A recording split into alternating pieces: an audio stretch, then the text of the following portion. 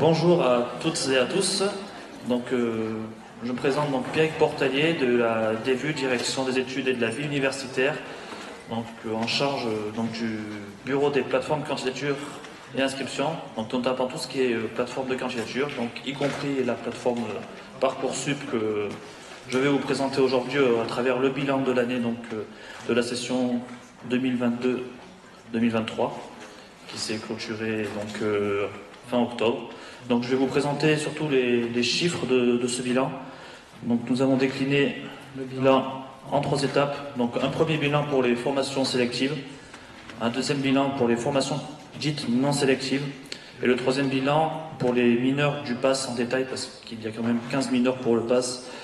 Donc il y aura les chiffres pour le PASS dans la globalité, donc le nombre de places totales et le nombre de vœux qui ont été effectués pour le PASS, mais qu'on détaillera pour chaque mineur disciplinaire. Donc je vais commencer par les formations dites sélectives. Donc c'est des formations qui opèrent, une première sélection au moment où les candidats vont être classés par les commissions d'examen des vœux.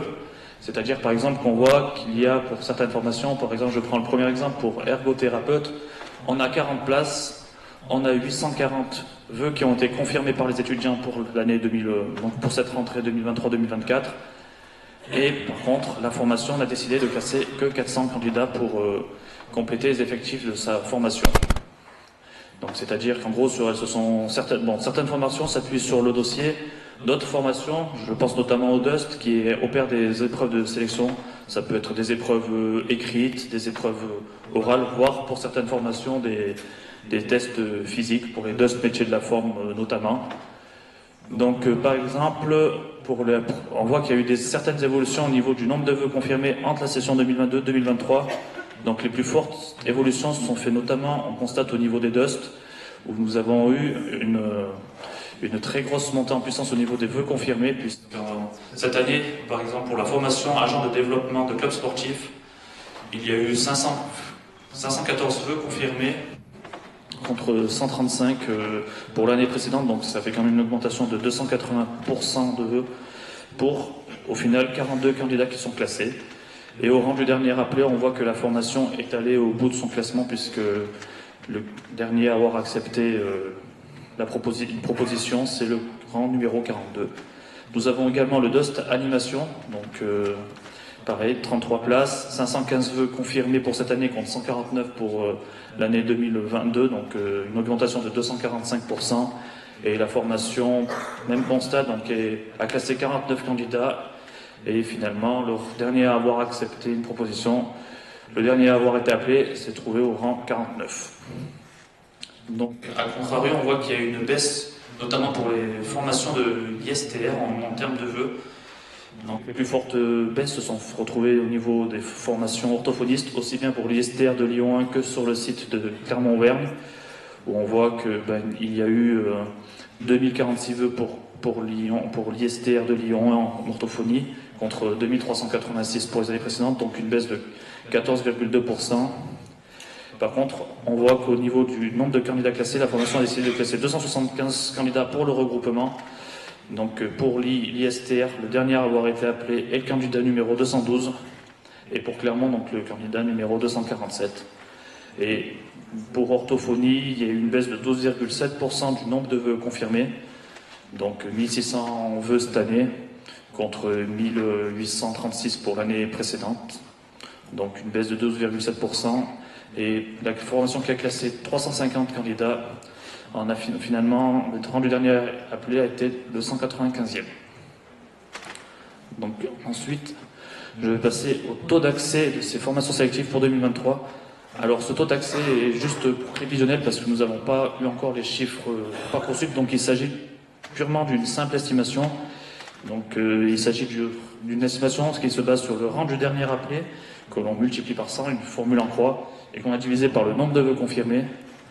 Donc ce taux d'accès, c'est un pourcentage des candidats et de formations qui, notamment en phase principale, avaient un rang dans le classement leur permettant de recevoir une proposition d'admission pour cette formation. Donc en fait, on voit que les formations qui ont un taux d'accès le plus élevé pour les formations sélectives, donc c'est notamment la nouvelle double licence physique EEA qui finalement avait on voit que les candidats qui étaient appelés avaient une forte chance de pouvoir, qui acceptaient leur vœu, avaient une forte chance de pouvoir accéder dans cette formation. Et le même constat s'est dressé pour la physique et la licence physique mathématique, et notamment le cursus universitaire préparatoire des grandes écoles.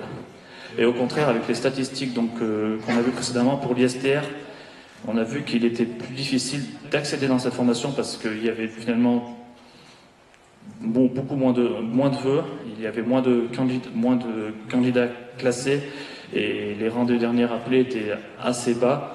Donc finalement, ça fait des taux d'accès relativement bas pour orthophonie notamment, et également pour les DUST, où finalement on voit également que le rang du dernier appelé est le dernier rang du candidat classé. Donc, je vais ensuite embrayer sur le bilan des formations non sélectives.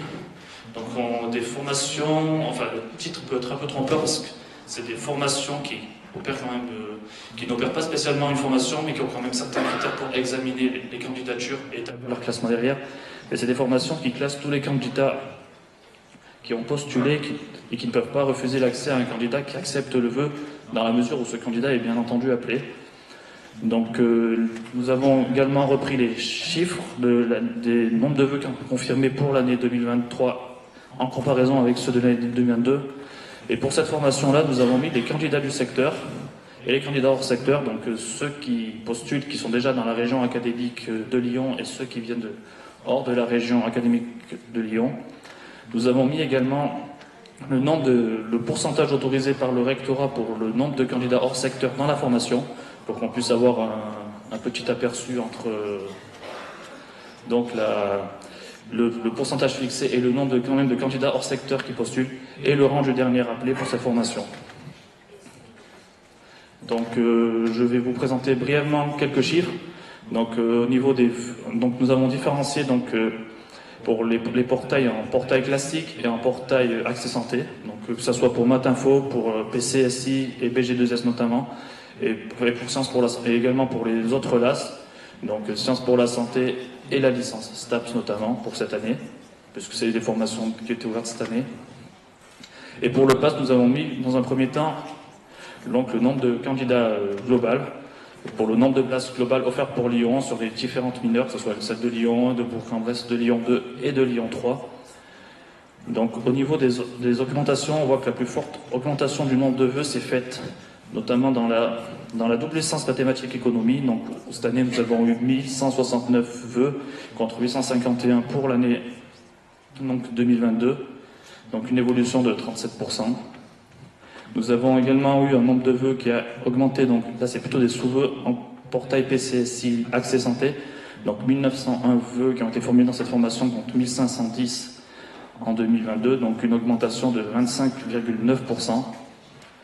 Et pour la troisième formation, donc en Sciences pour la Santé Accès Santé, donc la LAS, où nous avons eu 2815 vœux pour cette année contre 2384 pour les années précédentes. Donc une augmentation de 18%. Et au contraire, nous avons constaté une baisse pour le nombre de vœux validés dans les licences STAPS, et pour le portail BG2S en accès classique uniquement. Donc en STAPS, une baisse de 12,5% pour la LAS, 10% pour le portail classique et 3,5% pour le portail BG2S. Et au niveau des candidats qui viennent du secteur, on voit que finalement en STAPS, le bilan est assez mitigé, puisque nous avons 50% des candidats du secteur académique qui ont postulé pour la LAS, 46% pour la licence classique. Donc c'est la seule formation avec le PASS où on a moins de candidats qui sont issus du secteur géographique hors secteur géographique. Et au contraire, nous voyons que nous avons une forte demande de candidats dans le secteur géographique, donc pour le portail maths informatique en accès santé, pour la science pour la santé en accès santé et pour la LAS PCSI. Donc nous avons fait un petit bilan, un petit graphique pour représenter pour mieux visualiser ces pourcentages. Donc on voit que les candidats du secteur, il y a une très forte part Nous avons fait le top 3 des formations. Il y en a un candidat issu du secteur et hors secteur. Donc une très forte part de candidats issus du secteur géographique pour la LAS Matinfo, le portail BCS SILAS et la LAS Sciences pour la santé. Et au contraire, donc, pour la licence STAPS LAS, licence STAPS classique et le PASS, plutôt une forte propension plutôt un bilan mitigé où il y a une plus forte propension pour les candidats qui sont hors secteur que les candidats issus du secteur. Nous avons également mis le taux d'accès 2022 fourni par Parcoursup dans ces formations. Donc ça, c'est un chiffre qui est issu de Parcoursup, donc c'est le chiffre de 2022 parce que nous n'avons pas encore le chiffre de 2023 qui devrait apparaître prochainement sur le site Parcoursup qui ouvrira le 20 décembre. Donc en portail PCSI, il y a un taux d'accès de 100%, pour la LAS de 74%, pour le portail Math Info en LAS 74%, et au contraire le taux d'accès est plus faible pour les formations, donc STAPS donc avec 27%, Sciences pour la santé avec 26%, et la STAPS LAS avec 7%.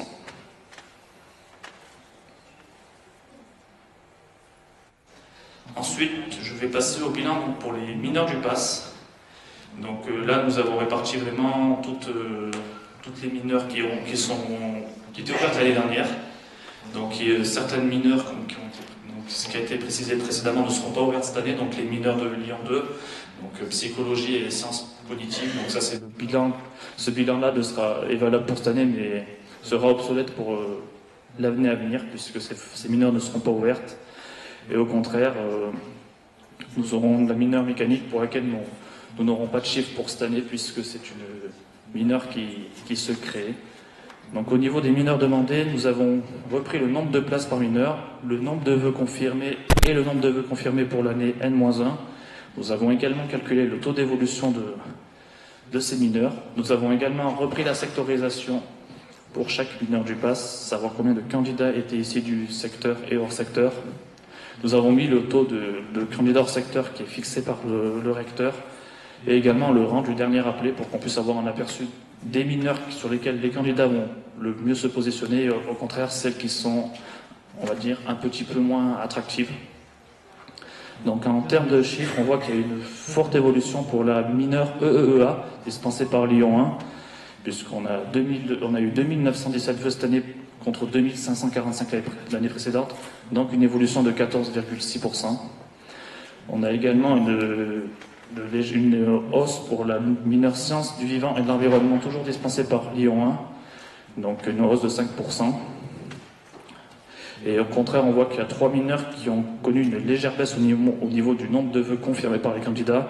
Donc la mineure sciences cognitives de Lyon 2, donc une baisse de 0,5%. La mineure physique avec une baisse de 1,3%.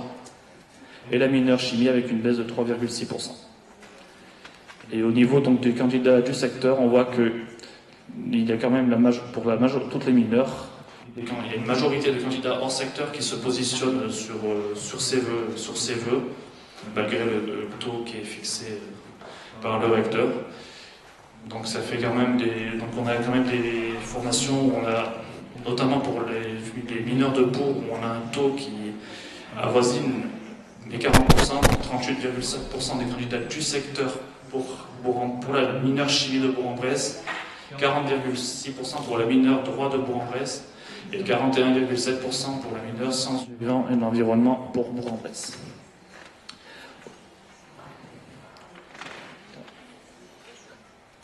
Donc ensuite un petit bilan graphique pour faire une estimation, une visualisation des top 3 des mineurs les plus demandés. Donc nous sommes basés sur le nombre de places dans la mineure, le nombre de vœux qui ont été confirmés dans cette mineure-là par les candidats et le rang du dernier appelé. Donc, nous voyons par exemple pour sciences de la santé, il y a une forte demande puisque sur les 14 000 vœux du PASS, nous en avons eu 9 646 donc pour la mineure sciences pour la santé et pour le rang du dernier appelé, donc 3 104 pour 40 places. Donc pour psychologie, 7 755 vœux confirmés, le dernier appelé 1438e, donc c'est quand même un rang qui est plutôt haut dans le classement par rapport aux 14 000 candidats qui ont été classés. Et pour la mineure sciences cognitives, donc c'est les 2 mineurs de Lyon 2, donc il y a eu 6 803 vœux pour 35 places, et le dernier appelé, donc le 2099e. Et au contraire, nous avons établi un top 3 des mineurs qui sont les moins demandés. Donc nous voyons donc là nous sommes basés également sur le nombre de places dans la mineure, le rang du dernier appelé. Donc plus le rang était loin, moins les candidats se positionnaient sur accepter ce vœu, et le nombre de vœux qui ont été confirmés dans cette mineure. Donc pour Bourg-en-Bresse, nous avons 2662 vœux qui ont été confirmés, pour EEA 2917, et pour physique 5523, en sachant que la physique est une mineure qui contient 160 places. Donc pour le droit de Bourg-en-Bresse, 2662 vœux confirmés, mais le rang du dernier appelé, 6135e. Pour EEA, 2917 vœux confirmés, le rang du dernier appelé, 5892e, pour 25 places pour droit et 35 places pour EEA. Et 5523 vœux confirmés pour physique, et 6158e pour le rang du dernier appelé, pour 160 places. Donc nous avons également repris le taux d'accès dans ces mineurs par rapport aux chiffres qui nous ont été donnés par Parcoursup pour 2022. Donc les mineurs qui ont un taux d'accès le plus élevé, donc l'EEA avec un taux d'accès de 31%, donc c'est les mineurs qui sont globalement le moins demandés. Donc le taux d'accès est également le même pour physique avec 31%. Et pour sciences du vivant et de l'environnement, nous avons 29%. Et au contraire, les mineurs qui sont les plus demandés ont automatiquement un taux d'accès plus faible. Donc 10% pour sciences cognitives, 6% pour sciences pour la santé et 5% pour psychologie. Voilà. Et je finis ma présentation. On va passer aux questions. Oui, madame.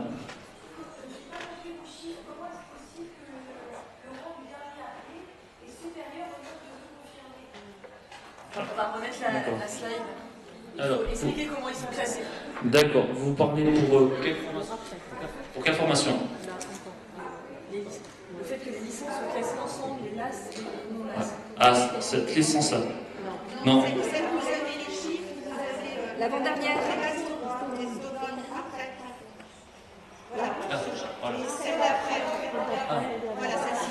Voilà. Donc oui, pour répondre à votre question, donc du coup, vous demandez pourquoi les rangs du dernier appelé sont supérieurs au nombre de vœux confirmés. Alors en fait, ça s'explique par le fait que pour le PASS, les candidats peuvent formuler plusieurs vœux pour plusieurs mineurs disciplinaires. Donc c'est pour ça qu'en fait, par exemple, un candidat peut faire un vœu pour, je prends un exemple, on va dire physique et droit Bourg-en-Bresse, il va prendre également les mineurs les plus demandés, donc il peut également se positionner entre-temps sur sciences pour la santé, psychologie et sciences cognitives. Mais si les capacités des premiers mineurs sont déjà pleines, automatiquement il n'aura plus la place pour ces mineurs-là, et il va avoir des propositions de vœux dans les mineurs qui sont le moins demandés. Et donc du coup, voilà, c'est en fait ce qui explique ce delta entre le nombre de vœux confirmés, donc finalement où on a très peu de vœux confirmés, parce que finalement c'est des mineurs qui sont très peu demandés, mais comme le candidat, et en fait c'est un classement qui est commun à toutes les mineurs. Donc en fait c'est pour ça que finalement en fait on a 14 000 candidats qui ont confirmé un vœu en passe. Donc en fait c'est pour ça qu'on se retrouve avec un rang du dernier appelé qui est supérieur au nombre de vœux confirmés.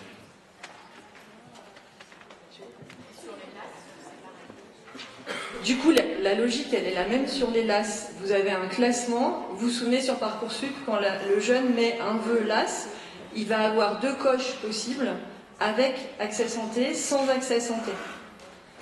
Le rang que vous voyez là, enfin plutôt l'ensemble des candidatures, c'est LAS plus non LAS. D'accord, c'est pour ça que vous avez dû être étonné en se disant mais comment c'est possible, le dernier rang ne correspond pas au nombre de demandes. Donc tout est additionné, C'est un vœu pass, c'est pour ça que vous allez avoir le pass à Lyon 1 a été demandé 13 000 fois l'année dernière, parce qu'il y a toutes les mineurs qui sont additionnés. Voilà.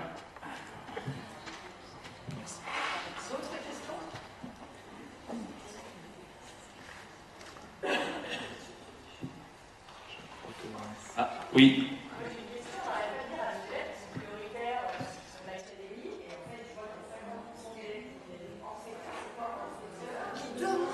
Non, alors oui, c'est la question, donc si on demande, je vois donc il y a des candidats, 50% des candidats hors secteur. Alors ça, c'est des candidats qui formulent leur vœu, c'est pas spécialement des candidats qui vont accepter, c'est-à-dire qu'ils formulent un vœu sur Lyon, mais entre-temps, ils vont formuler d'autres vœux peut-être sur une formation de leur académie. Donc la priorité, oui, c'est quand même que de prendre les... Ah. Alors, attendez. Alors...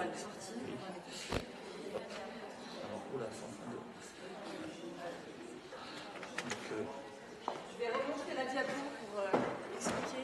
Voilà.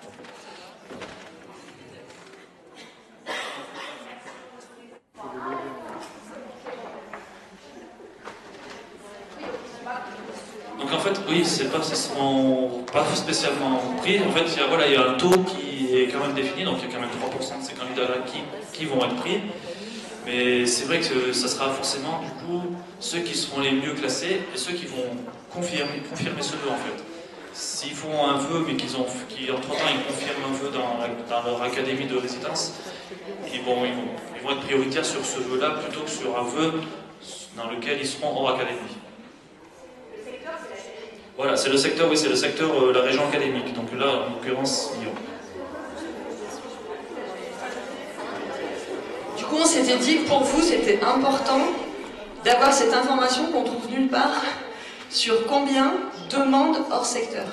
Parce que quand vous voyez 13 000 demandes, on peut très facilement faire un résumé en disant il y a 13 000 demandes du secteur. Et en fait, pas du tout. Donc c'est vraiment important, et merci beaucoup d'avoir fait ce travail énorme, d'avoir enfin affiché. Vous voyez que pour le pass, on est sur 3% qui ont été acceptés seulement de l'extérieur. Donc quand on dit qu'ils sont prioritaires, ils le sont. 3%, c'est rien du tout. Et du coup, c'était intéressant de voir ça. Parce qu'à l'époque de la PACES, on avait 2 fois plus de places que maintenant passe LAS. Et du coup, il y avait énormément de gens hors secteur qui arrivaient à rentrer. Et là, ça perdure. La réforme est arrivée, les passes LAS sont arrivées, et l'extérieur continue à beaucoup demander. Ils sont effectivement très déçus, parce qu'ils ont du mal à rentrer, ça c'est sûr. Dernière question. Oui. Est-ce que vous avez une idée alors là c'est les pourcentages hors secteur sur notre académie sur Lyon, mais est-ce que vous avez une idée de ces pourcentages pour les autres académies? Est-ce que c'est sensiblement pareil pour l'accès des candidats hors secteur? Par exemple, un jeune de notre académie qui veut partir dans une autre académie Alors, au niveau des pourcentages des autres académies, nous n'avons pas accès à ces taux-là sur... on n'a pas accès, nous, à ces données-là sur Parcoursup côté production. Par contre, on peut retrouver ces informations-là sur le site Parcoursup au niveau des formations qui seront dispensées. Donc, ils vont bientôt s'afficher le 20 décembre à l'ensemble des candidats. Un candidat pourra, quand il va aller voir une formation qui l'intéresse, même si elle est hors de son secteur académique, il pourra voir le nombre de candidats qui seront indiqués dans cette formation-là. Oui.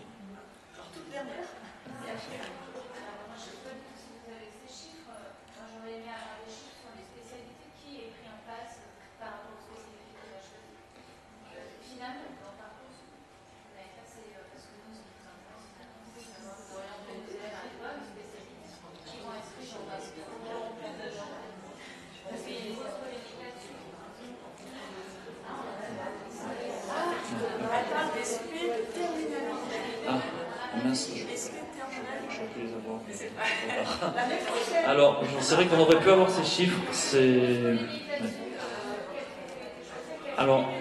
Alors oui, au niveau des spécialités de terminale, effectivement, donc aujourd'hui malheureusement on les a pas inclus dans notre présentation. Bon, pour les années suivantes, on y pensera. Mais effectivement, nous on a accès à ces données. Donc on a accès notamment aux doublettes majoritaires du bac, donc les deux épreuves de spécialité qu'ont choisi les élèves de terminale pour le baccalauréat. Effectivement, on aurait pu, oui, c'est vrai qu'on... bon, ben là, cette année, c'est un peu dommage, on ne pourra pas vous les mettre, mais c'est vrai qu'on peut avoir accès à ces données. Alors après, ça ne sera pas le nombre de candidats qui auront accepté, parce que ça, c'est vrai que c'est des classements, et en fait, c'est des classements par candidat. Ça nous forcera à aller voir toutes les fiches des 1500 candidats, donc ça sera un travail assez conséquent. Mais par contre, on pourra avoir le nombre de vœux confirmés par les candidats, et on pourra voir, j'ai un exemple, hein. Alors là, c'est un exemple vraiment tout bête. Par exemple, pour STAPS, on va voir, il va prendre la doublette majoritaire mathématiques EPS. Hein. Bon, c'est un exemple qui n'a pas de valeur parce que c'est juste un exemple comme ça, mais voilà, c'est vrai qu'on aurait pu avoir parmi les 3000 candidats qui sont appelés dans une telle matière, la doublette majoritaire c'est telle matière, avec tant de vœux.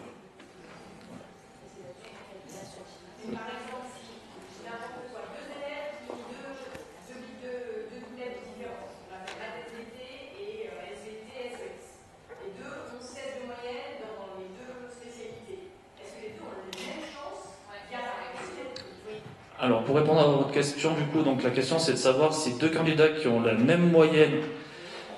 Alors, je vais peut-être laisser Madame Perronnet intervenir. Alors, dans Parcoursup, au niveau du paramétrage, il y a un classement donc, qui est fait à partir des résultats donc, des spécialités. Alors, en général, c'est les notes de première terminale. Cette année, on n'aura pas les notes des épreuves de spécialité. Donc, toutes les spécialités des lycéens, des candidats. Après, il y a un poids qui est donné plus ou moins important sur telle ou telle spécialité. Mais ça, c'est spécifique à chaque formation. Maintenant, sur le PASS, je pense que... Enfin, je n'ai pas le paramétrage là sous les yeux, puis je ne veux pas répondre à la place de mon collègue qui fait le paramétrage. Mais les spé, maths, physique, chimie, SVT... puisque c'est souvent ça la question qu'on a, pour moi elles sont identiques que le lycéen en terminale, il est maths SVT ou maths physique chimie ou physique chimie SVT, je pense qu'il a les mêmes chances. Ça c'est sur le PASS. Mais comme on vous a dit, il y a aussi l'accès LAS, et là en LAS, ce ne sera pas la même chose. Un candidat un lycéen qui a par exemple maths et SVT, il ira très bien sur le portail BG2S où ils vont accorder un poids important sur l'aspect SVT. En PCSI, évidemment PCSI c'est physique, chimie, sciences de l'ingénieur, on va mettre plus de poids sur les spé, maths et physique, chimie. Mais ça ne veut pas dire qu'un étudiant qui aura maths et SVT ou physique et SVT ne sera pas pris. S'il a de super notes, il sera peut-être mieux classé qu'un candidat qui a une spé maths et physique chimie avec une moins bonne note. Vous voyez ? Les notes de première, oui.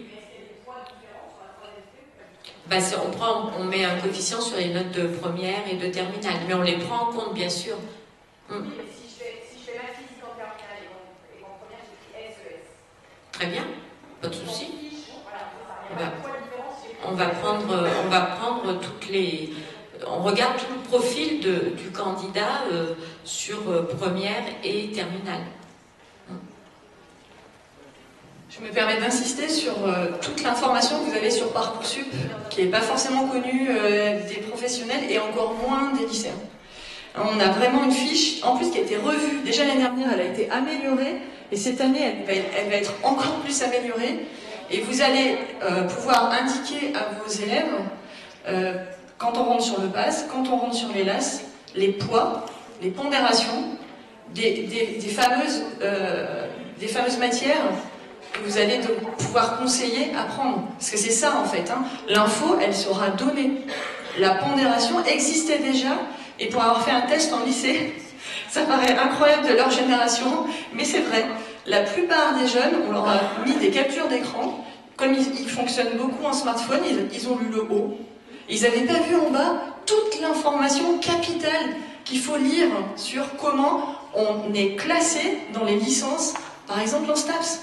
Il y a énormément d'informations. Donc vraiment, on vous conseille d'aller vous-même déjà sur Parcoursup et évidemment de faire aller. Là, on est désolé, on va devoir avancer. Merci beaucoup en tout cas pour cette belle présentation.